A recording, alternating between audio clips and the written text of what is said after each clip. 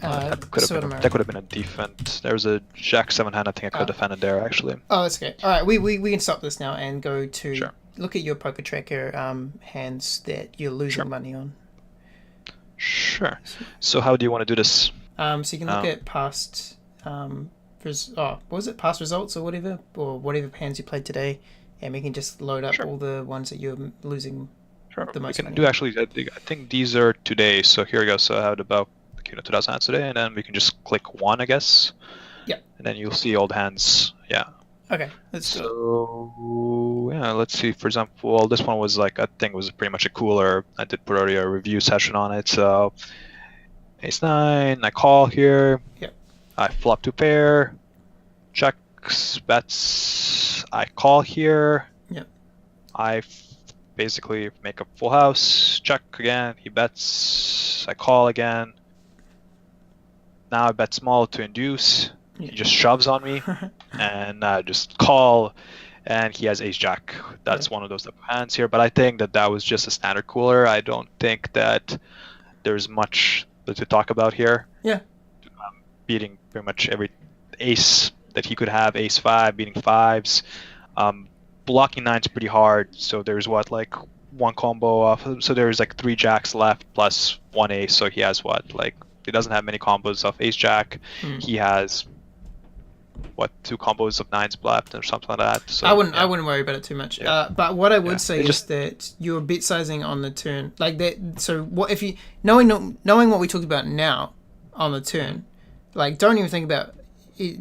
Ace jack is very unlikely that it's in his range. We can put him on a different range. We can say he's got ace king, right, or ace queen, ace 10.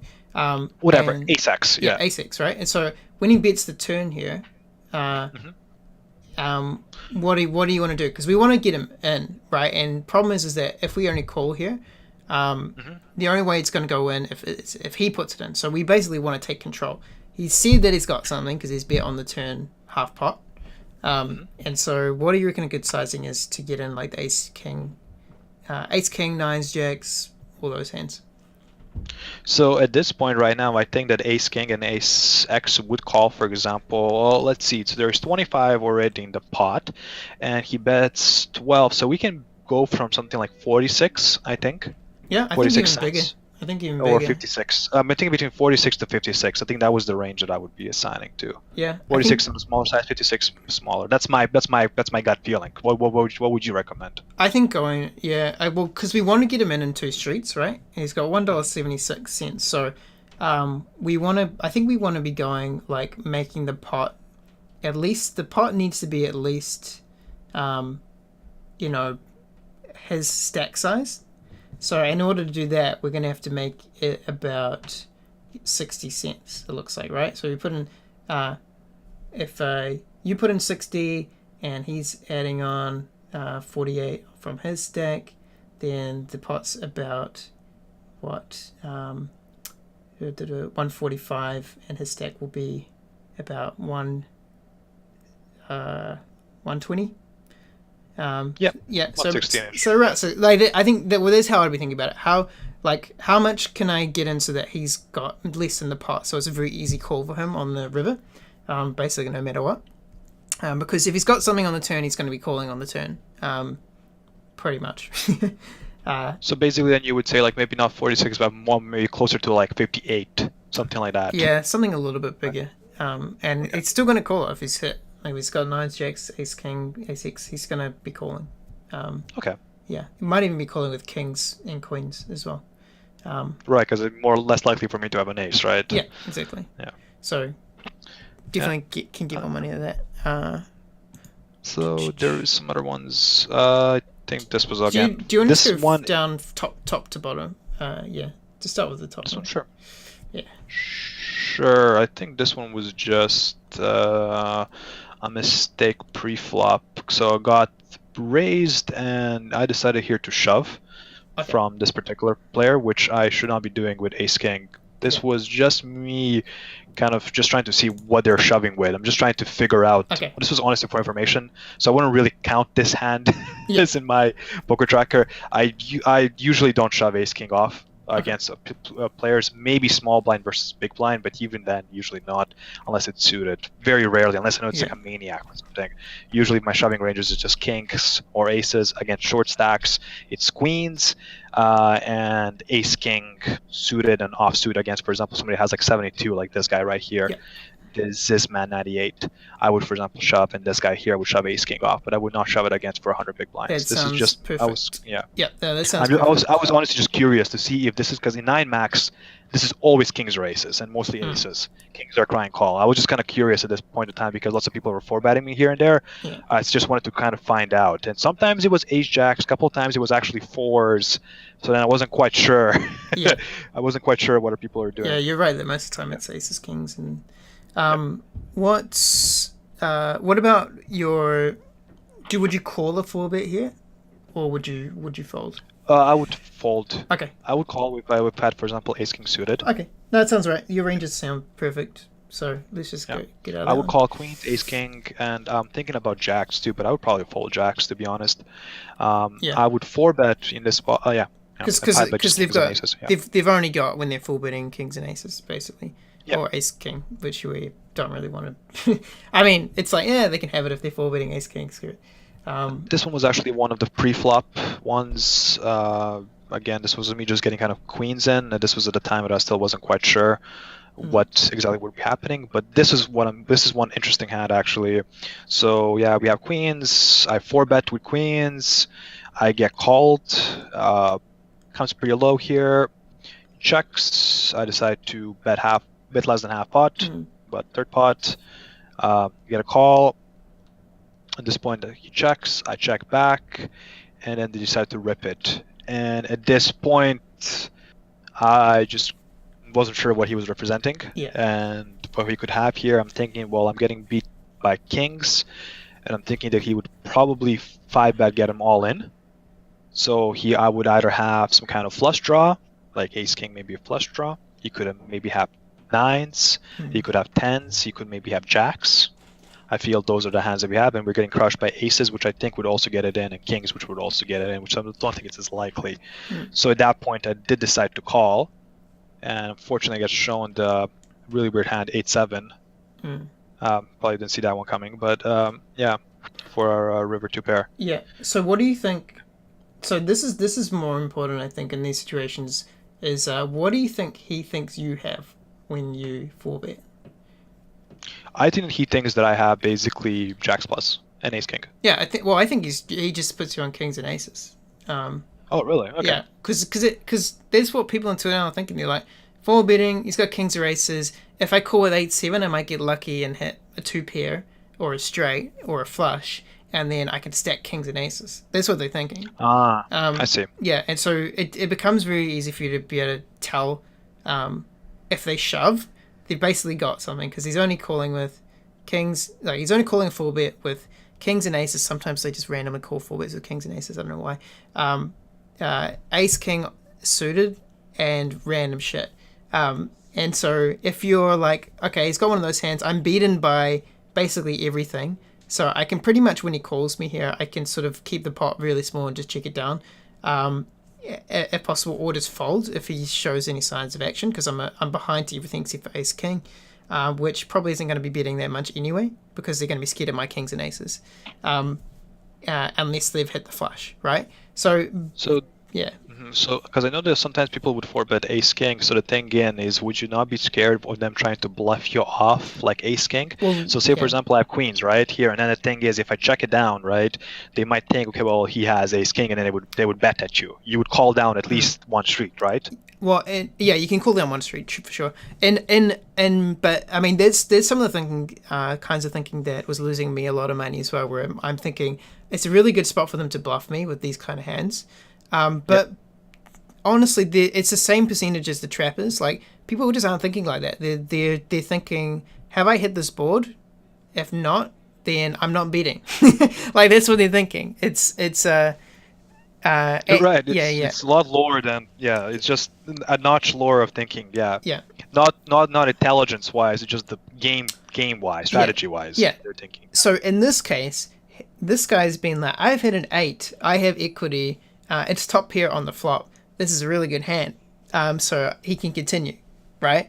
But the thing is, like, he's not thinking, like, he knows you got kings and aces, but it's almost like, oh, but if I hit my 8-7 or if I hit my 6, I've got him. Like that's what he's thinking. He's not.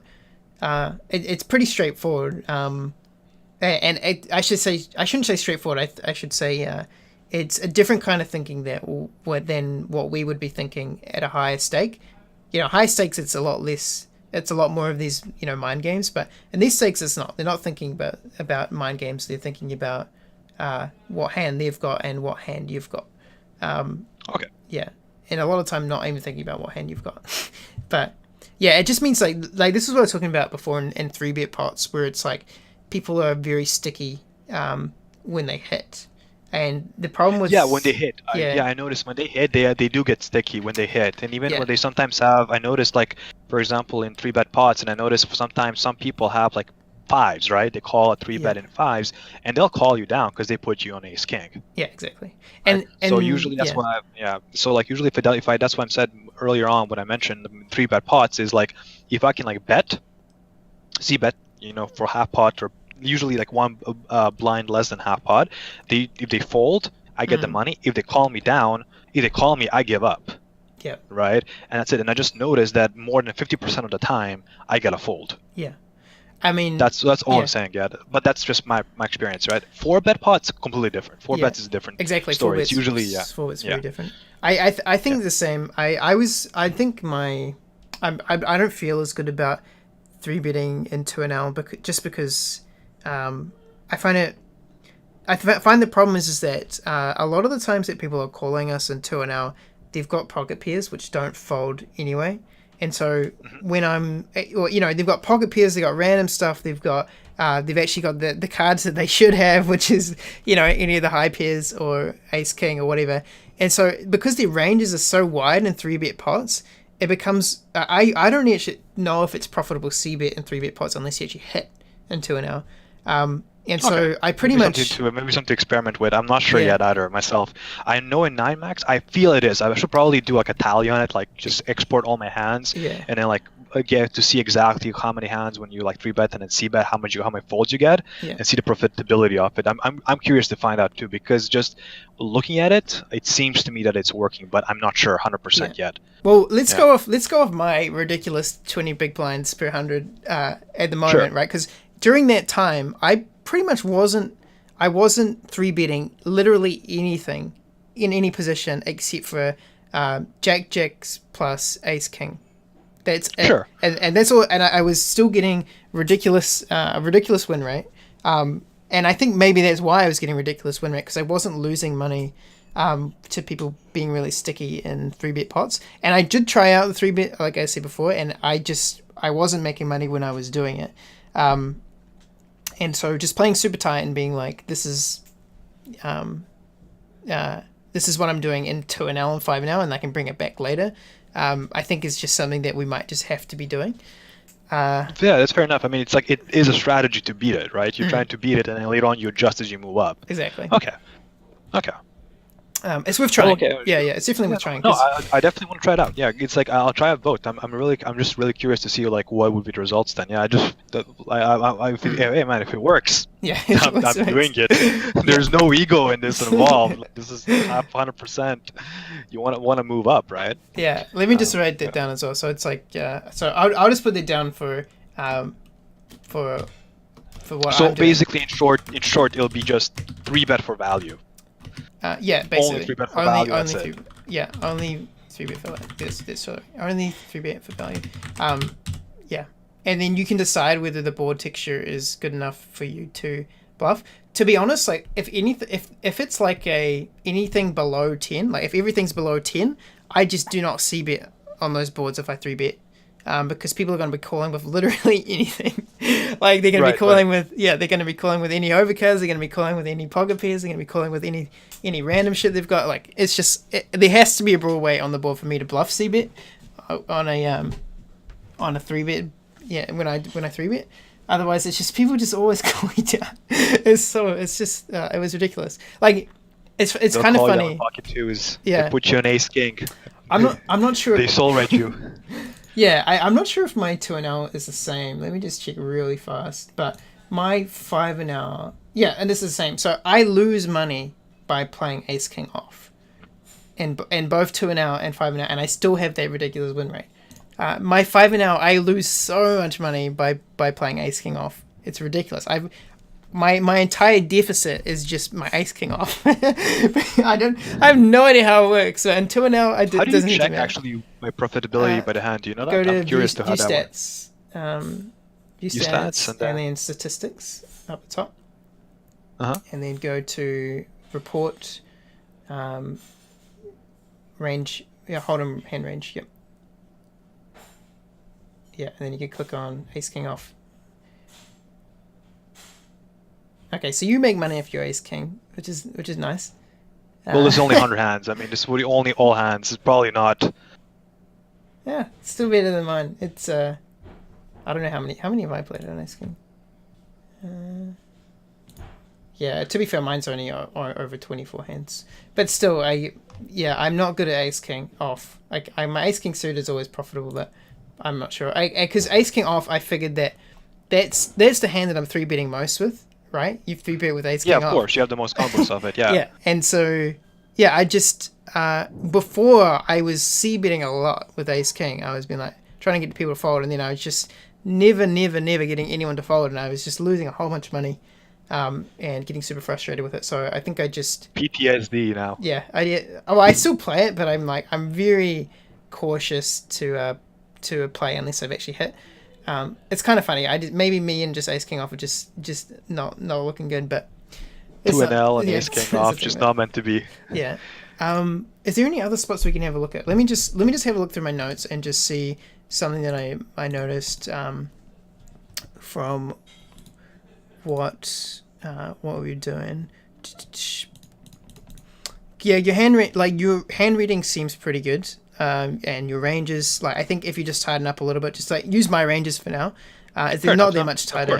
And then you can, what I've been doing now is, now that I understand 2 and L a lot better, I've been opening up more, but I'm not actually sure if I should, because I'm not sure if I'm actually being as profitable as I was before when I was winning. But I've just been trying out a few things. But basically, yeah, we don't trap. So when you're betting, when you actually hit, what are you betting? Go show me your hand that you've won. So usually I bet, so it depends on the board, right? If the board is, so I have a document as well that I was following around. If I have a board that is kind of favors a lot of my range, I would bet usually small on the flop.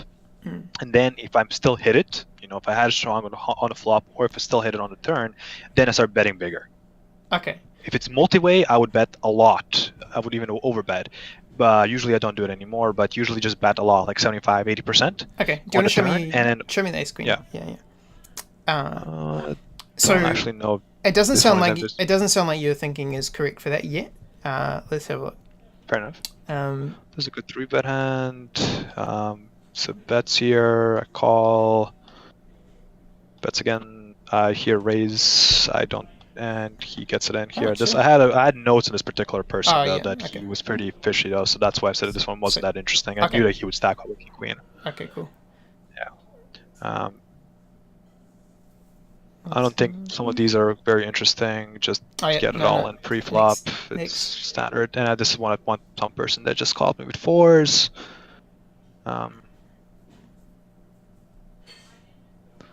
I call it 3-bet. So what's your opinion on calling 3-bets, by the way, with pocket pairs? I wouldn't call it here because there's someone behind you. Okay. Yeah, but I would basically call, if someone's over 100 big blinds, you always call pretty much any size except for maybe 6 times plus. Yeah, again, again, the turn, perfect, right? Turn is where we get him. Turn is where we get him in 2 and L. All right, go next. So that makes sense. Yeah. So here he betting. He has the king. He has ace king. We all know he has ace king. He's gonna get it in no matter what. I should just basically get it in right here. Exactly. And no need to just min bet. I want to see your bets. I want to see your bets. Go to another one. I want to see your bet sizing. I don't care about their bet sizing. I want to see when you're in charge. What are you betting?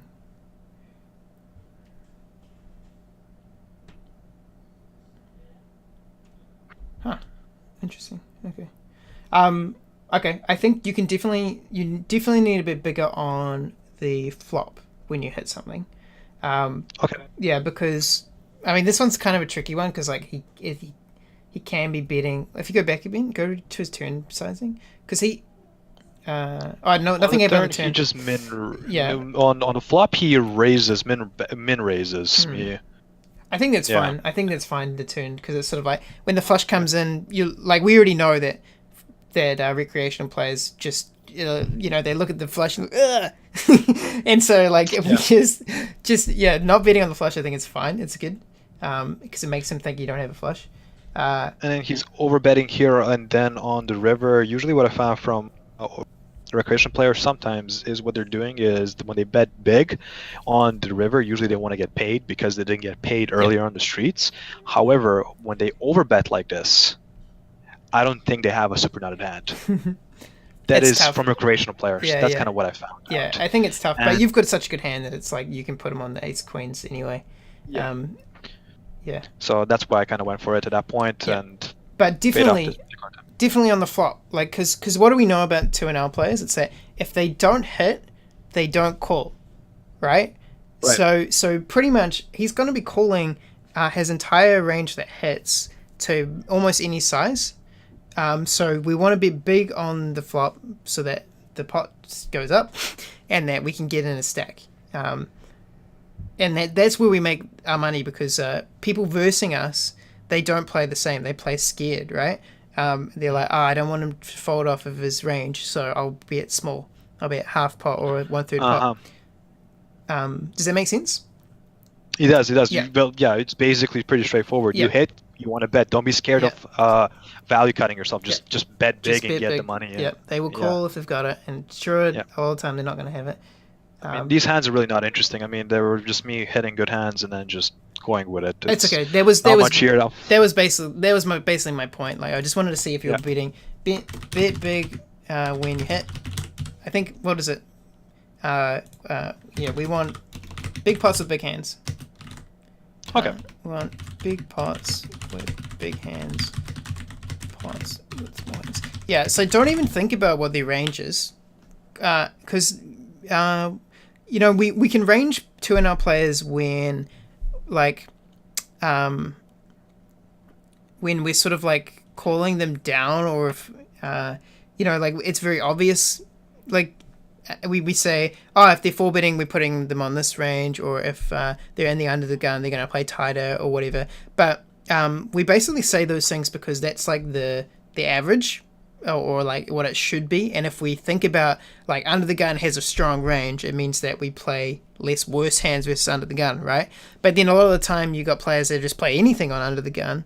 But we don't really think about that because if they're playing anything on under the gun, a lot of the time we're going to be beating, if we're beating the normal under the gun range, a lot of the time we'll also be beating their terrible under the gun range, if that makes sense, right? I see. So it's something that I learned very the hard way was, and I'll write this down as well. Don't say my opponent can have anything.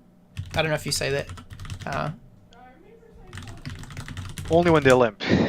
Yeah, only when they limp. Only when they can actually have anything, and like you don't know what their range is. But it's better just to don't say your opponent can have anything, because what that does is that means you start calling down, and that is actually what we want to stop doing in 2NL. We want to stop calling down.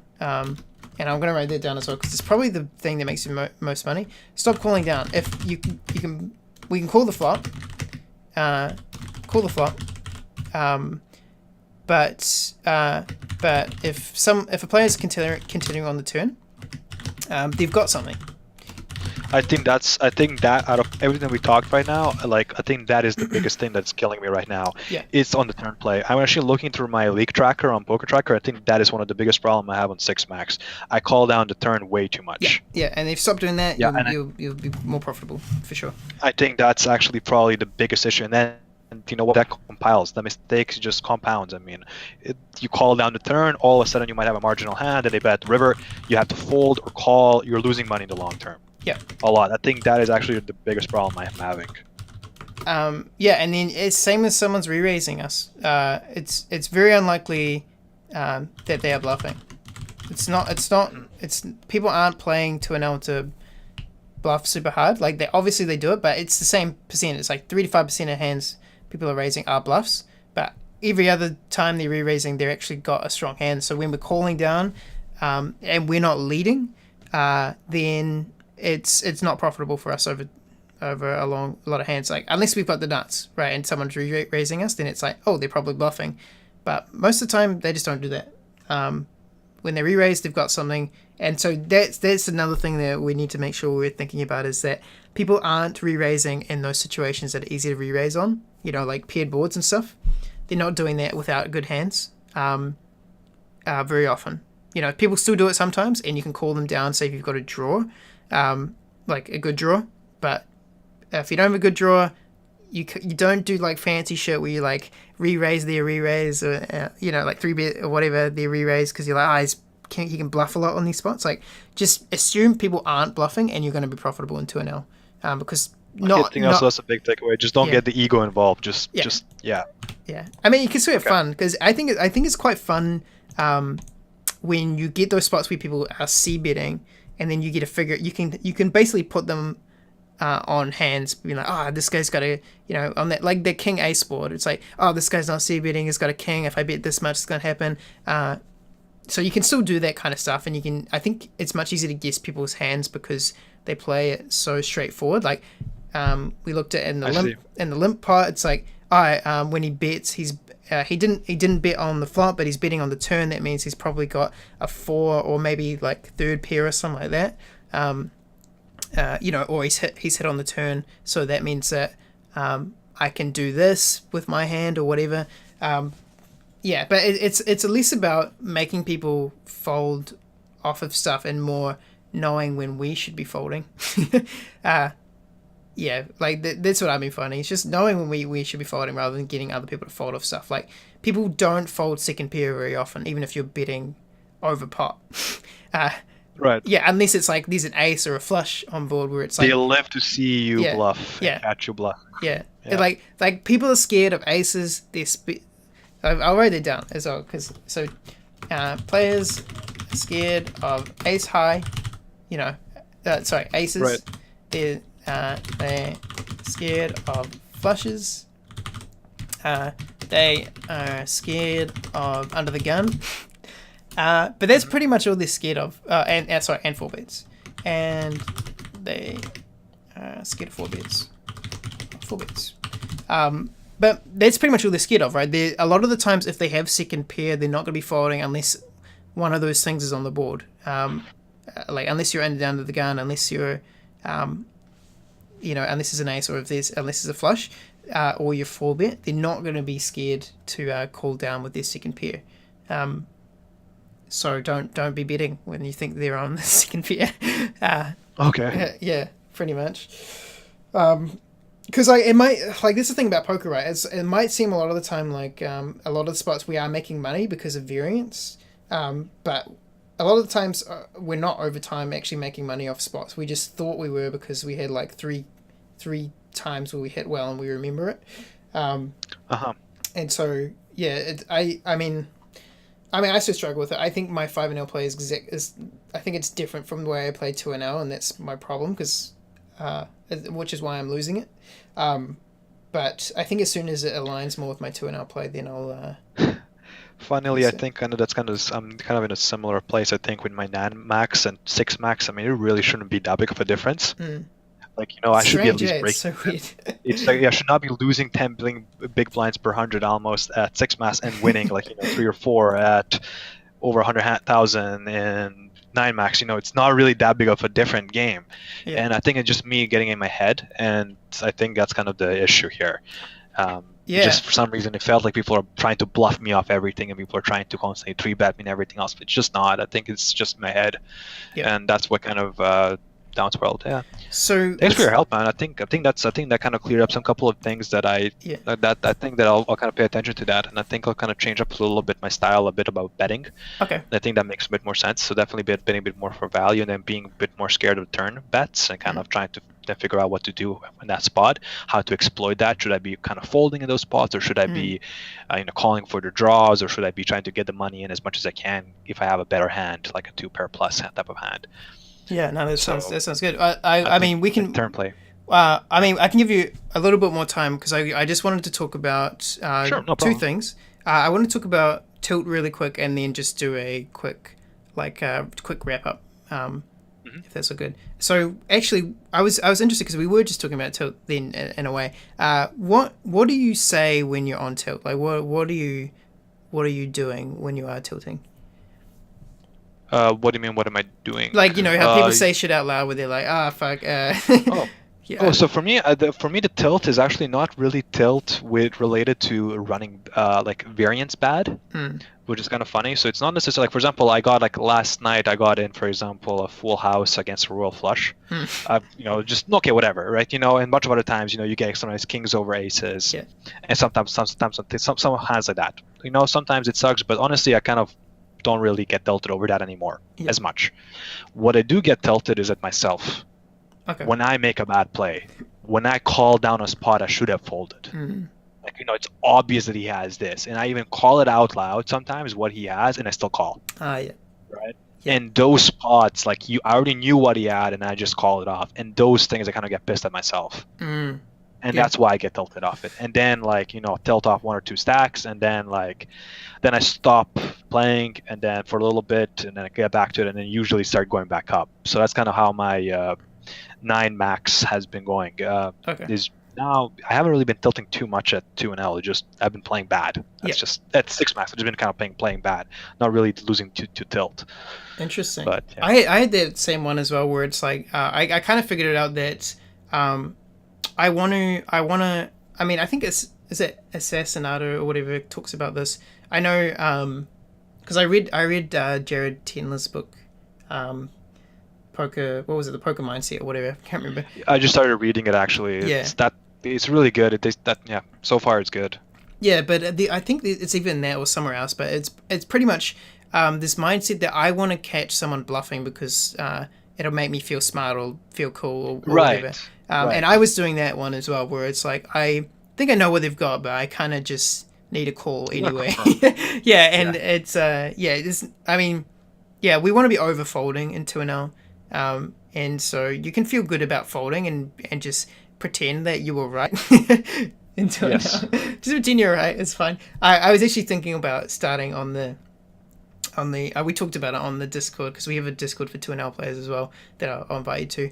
But it's like the good folds points or something like that, where it's like if you just have a hand that you put them on something and you fold, then you just get like cheers from everyone in the group because it's like such a big deal to be able to do that. I think. I was thinking of writing as mini software where it's basically a bunch of hands and like putting it up, and then it's just a big fold button, a call button, and then they make it super satisfying to click. It's like a training website to just get people to click fold as much as possible. I feel that's like literally. I think the fold button is something that makes you the most money in 2L. Yeah. I legitimately think. I think that's kind of what I learned is the fold button can make you the most money. Yeah. Definitely. Yeah. Okay. Well, that's good to know. There was. Actually, we can talk about it super fast. A couple of techniques that I figured out that work for me in 2L is so the reason why we're doing this, right? Why the hell are we even like playing in 2L? Like we talked about at the start, but I was thinking about that, and I was thinking about ways in which to maximize like the things they're actually trying to learn from playing 2L. Because the way I was looking at it, we're sort of playing 2L like we're learning piano or any other instrument. Like, we're starting off with the scales, like the things that, will give us the muscle memory required to be able to play things without thinking, right? And for poker, especially exploitative poker, that is learning how to read hand ranges. And so basically, like, I found that the more tables I play, the more easy it is for me to not read hand ranges and sort of get into that like the flow of things where you're not reading as much, you're sort of just you're playing out of your subconscious, all the things you already know, so you're not learning as much, but you're just you are learning a tiny little bit, but it's less than you would if you were focused learning, right?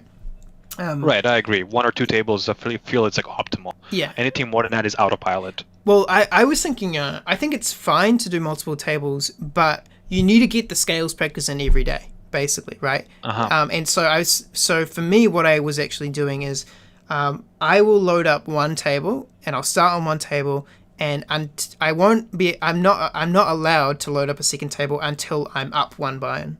And then I can load up a second table when I'm up 2 buy-ins. I can load up a third table, up 3 buy-ins. I can open 4 tables.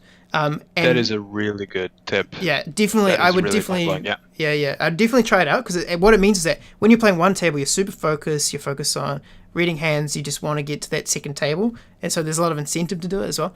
But yeah, totally recommend trying that out. And then also, if you don't have a stop loss of 2 buy-ins, definitely have a stop loss of 2 buy-ins, where it's like, if I'm down 2 buy-ins, just take a break for the rest of the hour and either go look over the hands or go do something else, or do whatever you need to do to reset, and then come back, and then you have a new stop loss of 2 buy-ins. But that's definitely helped me a lot. Just stop spewing off entire $20. It's impossible to spew off $20 in a day if you have a stop loss of $2. Right.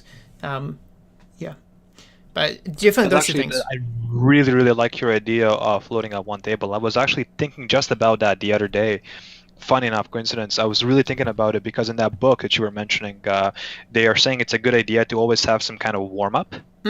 And that's one thing that I noticed. For example, if you look at some of these graphs that I have, usually these downswings that happen, all of these ones that happen here are at the start of the session. They were all at the start of the session. Yeah, mine were the same. Every single one of them, even the tilt session, every single one of them were at the beginning of the sessions. Not a single one of them was at the end. So it's usually me tilting it off first and then slowly bringing it back. Tilt, then slowly bringing it back over the session, because I wasn't warmed up. And that's when I started to realize, well, instead of me doing the 4 tables, maybe it's better to start off exactly what you were saying, 1 table, and then going slowly building it up. Now that you actually said it, and I was thinking about it the other day, I think that is the way to do it. I think that is definitely what I found out in my own play, is that usually all the mistakes I made were in the beginning of the session. That's totally right. And then also, if you do the stop loss, because they're basically little goals in your head as well, right? It's like, I can't lose 2 buy-ins, because if I lose 2 buy-ins, then I have to stop, and I'm only on 1 table, so I have to play a lot safer. I got to fold a lot more, and then it also takes forever. Exactly. And then same with when you want to move up, like you got to say, I don't really want to lose in this spot, because I want to be moving up faster as well. So it's just like more incentives for you to actually play well and think a lot more. So I think it does help a lot doing that as well. That's actually a really good tip. I think that's a golden tip. Thank you for that. I think that's going to help a lot, actually. I hope it does help. And the last thing I want to talk about was just, I think, just mainly the top 3 things you think that you took away from, this session. So I mean, So for what I took off so far, apart from that, the warm up thing, let's just talk about the pure strategy point of view things. I actually think that the idea of the people on the turn playing the turn, I think that's going to definitely help. I think that's the number one thing that I'm going to work on. So basically, the idea of when they're c betting, they can be a bit wider because they know about c betting, but when they're c betting turn, that they usually have something, and then playing according to that. That is the thing. Exploiting it basically on the turn, be it if you have to overfold, if you have to, call withdraws, or if you have to go ahead and raise to get in against the hands that they would probably have, like top pair good kicker or top pair not kicker, right? With your 2 pair plus hands to get the most value as you can. Basically, splitting them there, I think, is definitely something that I have to work on. That is the number one thing that I'm going to take away from. The second thing I think is that when we talked about a bit of the ranges that you're mentioning too, I think that I'm going to also have to look at this and maybe tighten it up a little bit. I think it would help me out. And then the last thing as well that we talked about is that whole 3 betting thing. I'm going to be honest with you. For me right now, emotionally, it's not really sitting well with me, but I definitely want to kind of look over it as well. So definitely want to give that a shot as well. And so I want to try it out and make sure that to see how it goes. And I think those are the 3 things that I'm going to be trying out. And I think those are the things that I'm going to be focusing on a lot. Awesome. And of course, the thing that you mentioned, but I already kind of knew if they re-raise you, right? Re-raising you, or they raise you on the river. Those parts I already learned. Yeah. Over the 100,000 hands, it's starting to kind of, the pain is kind of starting to get to me. So Yeah. I'm kind of starting to feel the pain. Okay, you're raising, you probably got it. Yeah. It only took about 100,000 hands, but It takes a lot of time. we got there. Yeah. So now hopefully it'll take a bit less than 100,000 hands to at least start beating 6 max. Hopefully we'll see how it goes. Yeah, I mean, if you're 3-betting adventures, like if you do trout mine and then like, actually I think I can make more money of 3-betting more by having these sort of rule sets, then I'd be totally interested to learn more about that as well, because it's just something that I sort of just cut it all out, whereas I'm just going to learn everything else and I'll learn 3-betting later, because it's basically a different part of the game in a way. Yeah, so I think because where I got lots of the fundamentals from is, again, one of my coach. He's, again, said he's phenomenal, but he plays a lot higher. Right, he plays like 200 NL Zoom, I think, and lots of other places as well. So he is obviously, some of the things that he says, are probably not applicable all to 2NL. So then he was actually even mentioning to me as well the whole 3-bet strategy and all that, and the strategy that he was talking about, c-betting, merge strategies, and polarized stuff. Some of these stocks, they're very GTO. Right, they're not exploitative. It's very GTO-like, and this is kind of the results of that. And I think that I can definitely get even, if I play that strategy even better, I can probably maybe even double this. Yeah. But that's kind of, I think, where you can kind of get with. But with the play that you're suggesting, with the exploitative play, which is what you should be doing at 2NL, that's where you get the really big win rates. So I think the whole 3-bet strategy, I think, can be definitely used, for example, when we start moving up. Yeah. I think when we start moving up like 10 NL, maybe 25 NL plus, I think that's where you're going to definitely have to be using it. Yeah. But I think for now, I think you're right that probably we should just kind of stick to just straight up value. And I don't know, I'm going to go ahead and actually try from now on to actually that strategy that I have, just what I mentioned, those ranges, the small bet, 3-bet strategy from small blind, 3-betting only, and then c-betting the flop. I'm going to go ahead and actually put in an Excel sheet from now on, and I'm going to actually record it. Yeah. And then when I have a certain sample size of it, I'll send it to you as well, and then I'll find you what I find out. Like, okay, well, is this actually working out, or is it just me perceiving it and actually working, but it's not working in reality, which is just breaking even, right? So then we'll have cold hard numbers to actually see if it is working or not, because I'm not sure yet. Yeah. I'm not 100% sure either myself, but that's kind of where that comes from. Interesting. Yeah. Okay, that's cool. Yeah, and I think just to finish up I think you can have a lot of fun with when people are checking back the flop and actually figuring out what their hand ranges are based on board textures, because what they will call is a lot to do with what the texture of the board is. Right. Well. You mentioned that too, yes. They're basically, when they're checking, you just kind of assume that, the very small percentage of players that are trapping is just a small amount, so we don't really worry about it too much. And then we just kind of figure out from there what they're doing. Exactly. It's I like more, that. Yeah, like figuring out what bet sizing you can actually get people to fold on is, and because we want to be betting the minimum amount we have to, basically, to get people to fold stuff, right? And yeah, I think that's just, that's where most of the interesting stuff comes from in 2NL. But yeah, cool. That's it. Thanks, man. All right, sweet. Good session. Just let me know if you got any questions afterwards, and I'll also I'll link you to my strategy document that I have for 2NL, and you can have a look through that if you want. Again, you pretty much know. It seems like you know a lot of the stuff. It's more just there's a few holes, and then also invite you to the 2NL poker group as well. Thank you very much. Yeah. Just one thing is I forgot to mention is just because I did show those ranges and stuff like that. I think it's going to be okay, but before you post the video on YouTube and stuff, do you mind if I just make sure with my coach that it's okay to share that? Yeah, go for it. Yeah, that's fine. Just because, I don't want to, hopefully if he says no, I just give it to you, I don't want to have, a bunch of people seeing it, then it's not fair to him too. I kind of totally forgot to ask that. That's all good. I will blur it out. or if he says, I'll just wait for you to tell me anyway. Yeah. Sweet, man. All right. I think it'll be fine. I mean, everybody has the opening ranges you can get from it, and again, it's not no big deal, but I just want to make sure, I totally forgot to make sure. I totally forgot to ask him if it's okay. That's pretty fun. Anyways, thank you so much for all your help. I'm going to definitely try to take process this a bit more, and I'm going to incorporate this, and I'll let you know how it goes. Awesome. Sweet, man. So yeah, looking forward to it, man. Looking forward to trying this strategy out. Thanks a lot, man. All good. Time to you soon. For my Game of Thrones. All right. Catch you later, man. Hey guys, thanks so much for watching this video, this coaching session. If you enjoyed it and if you're thinking about getting coaching yourself, then you can contact me below. If you just enjoyed the content, definitely give the video a like and subscribe. There'll be more coming. But apart from that, if you're interested in the notes from the video or my personal notes, then you can also contact me below. I think it's very useful to talk to other people about 2NL and actually get someone to actually see when you're playing in the moment, because when you're playing in the moment, you actually, there's a lot of timing things that are going on, a lot of very small details that it's very difficult to pick up when you're just sending hand histories. So definitely, if you get the opportunity to have someone look over your hands, it is definitely worth it.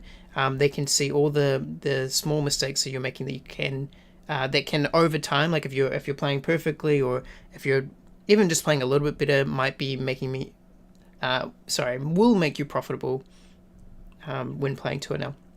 So yeah, hope you guys enjoyed the video. Catch you guys next time. Good luck on the tables.